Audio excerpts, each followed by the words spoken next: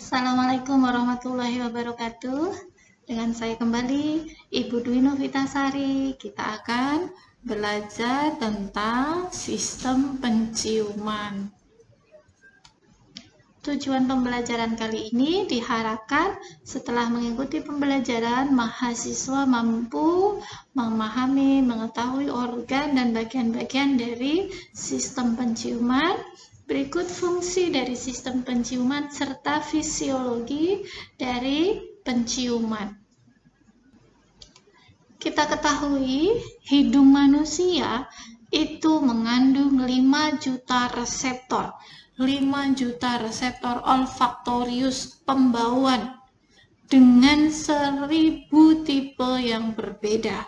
Jadi luar biasa hidung kita bisa membaui odor begitu banyak. Selama deteksi bau, ini bau atau odor akan diuraikan menjadi berbagai komponen. Setiap reseptor hanya berespon terhadap satu komponen bau. Jadi spesifik, satu reseptor, satu komponen bau, dan bukan terhadap molekul odor secara keseluruhan. Jadi dengan jumlah yang banyak itu memungkinkan kita setiap reseptor terklasifikasi untuk mencium odor tertentu saja. Setiap bagian suatu bau atau odor dideteksi oleh satu dari ribuan reseptor yang berbeda, dan setiap reseptor dapat berespon terhadap komponen bau tertentu yang terdapat di berbagai aroma. Kita berikutnya pelajari anatomi dan fisiologi dari sistem penciuman. Reseptor-reseptor olfaktorius ini merupakan sel-sel khusus berupa sel-sel saraf bersilia berambut getar yang terletak di dalam epitel olfaktorius pada rongga hidung. Akson-akson sel tersebut, jadi ujung sel tersebut bergabung menjadi bungkusan-bungkusan kecil yang banyak jumlahnya menjadi nervus olfaktorius. Nervus olfaktorius ini memasuki rongga hidung tengkorak melalui foramen. Foramina adalah lubang. Foramina lamina cribriformis dari tulang ethmoidalis. Kemudian menempel ke bulbus olfaktorius pada permukaan inferior dari lobus frontalis. Pada proses awal informasi olfaktorius terjadi di dalam bulbus olfaktorius. Berisi sel-sel interneuron. Bulbus olfaktorius ini berisi sel-sel interneuron dan mitral yang besar, yaitu akson-akson dari sel-sel mitral besar meninggalkan bulbus melalui traktus olfaktorius. Selanjutnya, perjalanannya dari traktus olfaktorius lewat ke belakang pada permukaan basalis lobus frontalis. Tepat sebelum mencapai level kiasma optikum, sebagian besar serabut-serabut traktus olfaktorius berbelok ke lateral. Ini akan membentuk stria olfaktorius lateralis. Selanjutnya, serabut ini akan lewat menuju ke kedalaman visura lateralis, di mana serabut-serabut tersebut menyilang untuk mencapai lobus temporalis. Serabut berakhir utamanya di korteks olfaktorius primer pada unkus, pada aspek inferomedial lobus temporalis, dan di amigdala yang berdekatan dengan struktur-struktur tersebut. Bersebelahan dengan unkus, bagian anterior dari gyrus parahipokampalis, hipokampus atau area entergital, terdapat korteks olfaktorius asosiasi. Ada korteks primer dan asosiasi, disebut juga sebagai korteks piriformis yang bertanggung jawab untuk mengapresiasi rangsangan olfaktorius. Proyeksi olfaktorius adalah unik di antara sistem sensori karena di mana proyeksi ini terdiri atas urutan 2 neuron saja di antara reseptor sensorik, dan korteks cerebri, dan tidak berproyeksi melalui talamus. Ini adalah lokasi-lokasi dari syaraf penghidu. Ada nervus olfactory. Ya, ini nervus olfactory, kemudian ada nervus trigeminal di area anterior ethmoidal nervus, kemudian ada ophthalmic branch, ini external nasal nervus, kemudian ada maxillary branch ini posterior di belakang, posterior atas, posterior superior nasal nervus, dan ada maxillary branch yang bawah nasopalatin dekat dengan palatum, maka disebut nasopalatin nervus.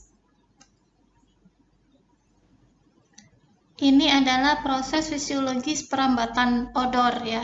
Kalau kita lihat di sini ada epithelium olfactory, kemudian ada superior nasal concha. Nah, di sini yang berwarna kuning ini kita perbesar, ada jalur perambatannya nanti untuk sampai ke korteks cerebri. Kita mulai dari mukosa. Jadi ketika ada odoran molekul yang dia larut di dalam mukosa, ini adalah serosecretion, ini adalah mukosa. Kemudian dia akan ditangkap oleh olfactory rambut-rambut, ya, olfactory hair. Dia akan masuk, diproses, dikenali oleh olfactory reseptor, kemudian akan naik masuk ke bundle of axon dari reseptor olfactory. Ini disebut sebagai bagian dari nervus olfactory. Ini adalah badannya, kemudian ini sampai ke ujung-ujung aksonnya. Mereka akan melakukan sinaptik, akan melakukan penghubungan dengan olfactory bulbar neuron. Olfactory bulbar neuron akan masuk ke olfactory tract untuk sampai ke korteks cerebri. Pada manusia, kita mempunyai dua sistem chemosensori nasal. Ada ujung syaraf bebas dari nervus trigeminal serta reseptor sensorik dari sistem olfactorius. Kita bahas satu persatu.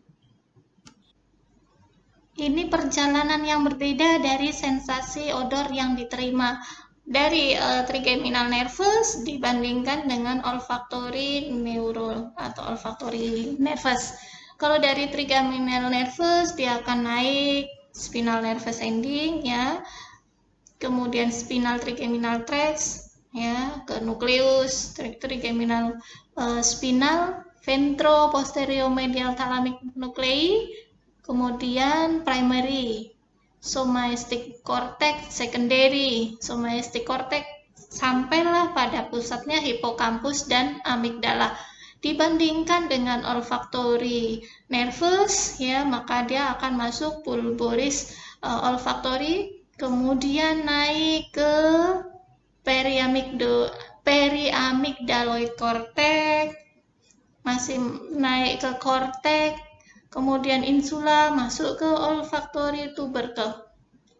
Pusatnya ada di orbitoventral cortex. Dari trigeminal nervus, dia pusatnya masuk ke hipokampus dan amigdala, sedangkan olfactory nervus masuknya ke korteks cerebri.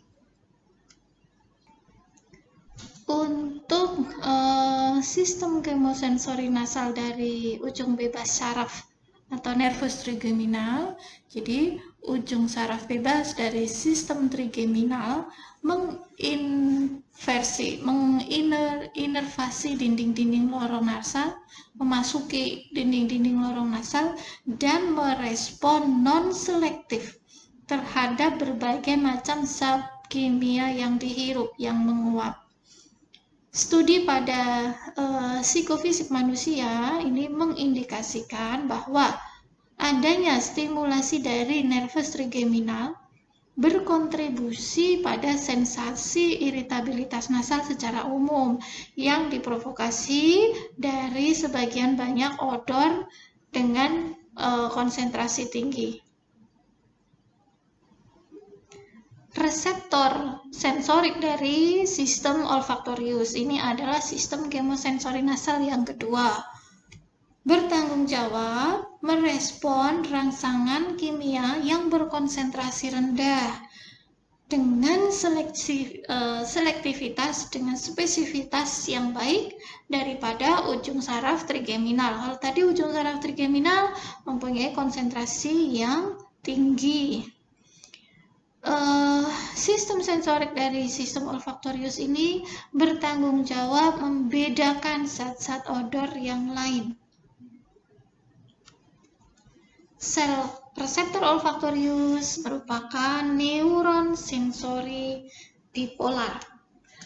Neuron sensori bipolar yang memiliki tonjolan dendritik yang meluas menuju lapisan mukosa dari rongga hidung dan akson yang tidak terselubung mielin menjalar ke dalam bentuk bundel atau ikatan, ya, melewati lamina cribriform menuju bulbus olfaktorius. Tonjolan-tonjolan dendritik memiliki ruang yang bersilia di mana tranduksi odor terjadi. Bagian reseptor olfaktorius tadi terdiri dari sebuah tondosal yang membesar, mengandung beberapa silia panjang yang berjalan seperti hiasan rumbai-rumbai di permukaan mukosa.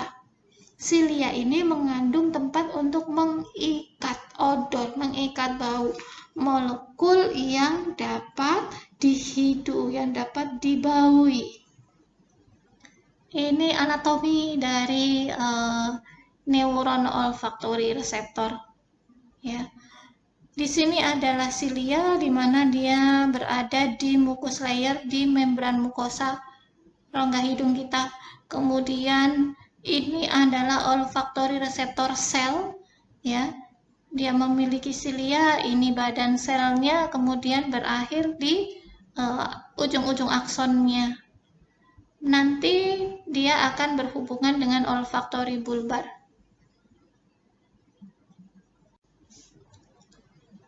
Tonjolan-tonjolan dendritik ini memiliki ruang yang bersilia, di mana tranduksi odoran terjadi.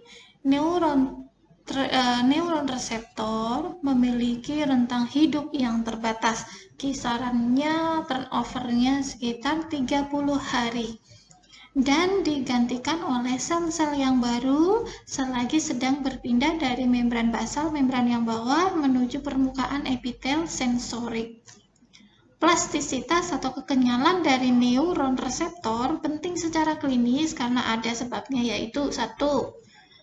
Pengobatan yang mempengaruhi pembelahan sel. Contoh pengobatan dengan radiasi dapat mengacaukan fungsi reseptor olfaktori karena ini turnover atau degenerasi dari sel-sel tersebut. Yang kedua, dalam kondisi tertentu, fungsi reseptor dapat dikendalikan oleh regenerasi jaringan. Tumbuhnya kembali silia dalam waktu beberapa hari, tetapi regenerasi sarafnya perlu beberapa bulan. Selanjutnya, akson-akson dari nervus cranialis 1 atau nervus olfaktorius akan berakhir pada glomerulus dari bulbus olfaktorius, di mana terbentuk kontak sinap sinaptik dengan interneuron yang berproses terbatas pada bulbus dan dengan neuron output atau mitral dan sel-sel berumbai internal yang akan mengkontribusi akson-akson menuju traktus olfactorius lateralis. Dari situ, nervus olfactorius berpotensi sebagai jalur penting untuk racun lingkungan atau virus untuk masuk ke otak. Jadi nervus olfactorius bisa ditumpangi oleh toksin dan virus untuk bisa masuk ke rongga otak. Bulbus olfactorius menyajikan jalur langsung dari perifer menuju kolinergik penting dan sistem adrenergik yang terlibat dalam etiologi atau penyebab dari demensia. Selama bernafas dengan tenang, odoran biasanya mencapai reseptor sensitif hanya dengan difusi sederhana, difusi perpindahan saja, karena mukosa olfactorius berada di atas jalur normal aliran udara. Tindakan kita mengendus akan meningkatkan proses penangkapan oleh reseptor olfactorius dengan menarik arus udara ke atas, ya, ke arah atas ke dalam rongga hidung sebanyak mungkin, sekencang mungkin, sehingga lebih banyak molekul odor di udara yang berkontak dengan mukosa olfactorius. Proses setelah odoran ditangkap oleh reseptor, menstimulasi reseptor, ini di sini tanpa reseptornya ada warna ungu, merah, biru, hijau, ya, menunjukkan bahwa nanti akan direspon oleh glomeruli secara berbeda, masing-masing spesifik. Odoran biru akan ditangkap sendiri, odoran yang ditangkap oleh reseptor hijau akan ditangkap sendiri, seperti itu.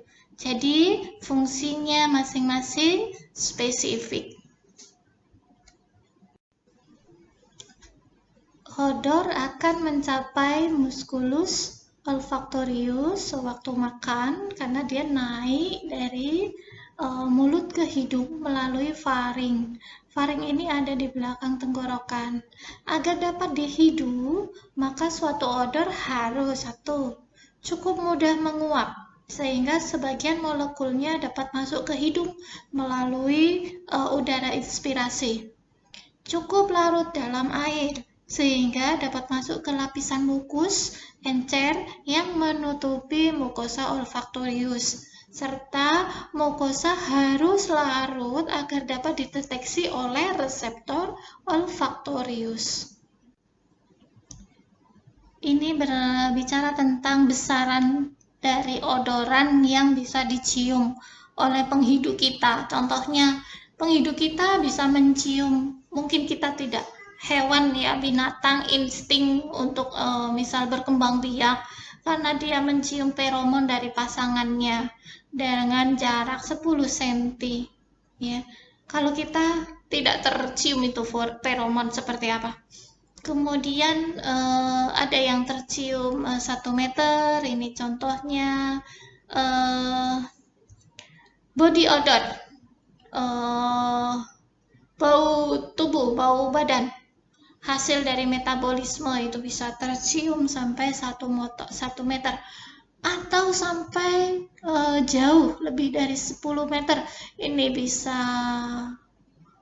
odor yang kuat, ya, parfum, apalagi bau makanan, ya, itu bisa tercium lebih jauh. Ada beberapa penyebab gangguan dari fungsi penciuman, antara lain ada sumbatan di hidung, trauma kepala, usia, neurotoksin, dan merokok juga bisa menyebabkan gangguan fungsi penciuman. Untuk sumbatan di hidung, ini terkait dengan pembengkakan pada mukosa. Biasanya bisa saja kalau pembengkakannya pada mukosa itu parah akan menghambat fungsi penciuman. Mungkin ada tumor, ada polip nasal, dan juga ada deformitas di tulang menyebabkan gangguan penciuman. Untuk trauma kepala dilaporkan sekitar 15% pasien dengan trauma kepala itu mengalami gangguan fungsi penciuman. Apabila ada trauma atau pukulan di bagian oksipital, ini cenderung menimbulkan gangguan penciuman yang lebih parah dibandingkan bagian frontal. Kemudian ini terjadi karena ada gangguan mekanis, yaitu terpotongnya filamen olfaktorius dan terjadi memar bisa pada bulbus olfaktorius dan frontal maupun temporalnya. Untuk usia ini di lingkungan kita nyaris banyak ya. Ketika usianya meningkat akan terjadi gangguan fungsi penciuman. Bertambah bagaimana sensitivitasnya, intensitas, identifikasi juga seringkali bermasalah. Gangguannya pada reseptor dan tingkat neural. Karena beberapa penyakit, bisa juga karena konsumsi obat, serta perubahan hormonal dan tingkat neurotransmitter yang disekresi pada usia lanjut. Selanjutnya ada neurotoksin. Ini ada banyak toksin yang bisa menyebabkan kerusakan syaraf. Produksi dari lingkungan, dari industri ya, yang mengganggu fungsi penghidung. Contohnya apa saja? Bisa senyawa kadmium, ada nikel, dan merkuri, amonia, karbon monoksida, klorin, ya banyak ya, nitrogen dioksida, sulfur dioksida, fluor, aseton, bensin, semen kapur, silikon, kemudian ada olahan pabrik seperti asam, aspal, aroma, wangi-wangian, tembakau, dan pernis, cat, serta akibat merokok. Jadi merokok campuran bisa sampai 5.000 zat kimia yang terdapat di dalam sebatang rokok, antara lain asam akrilik, akrolein, asetaldehid, krom. Itu bisa mengganggu epitel olfaktorius. Komponen lainnya seperti lipopolisakarida ini mengkontribusi kerusakan-kerusakan dari syaraf olfaktorius. Gangguan fungsi penciuman ada banyak, baik secara kuantitatif maupun secara kualitatif ya. Salah satunya ada agnosia. Ini sedang naik daun ya, agnosia, karena ini sebagai salah satu tanda gejala COVID-19 virus ya.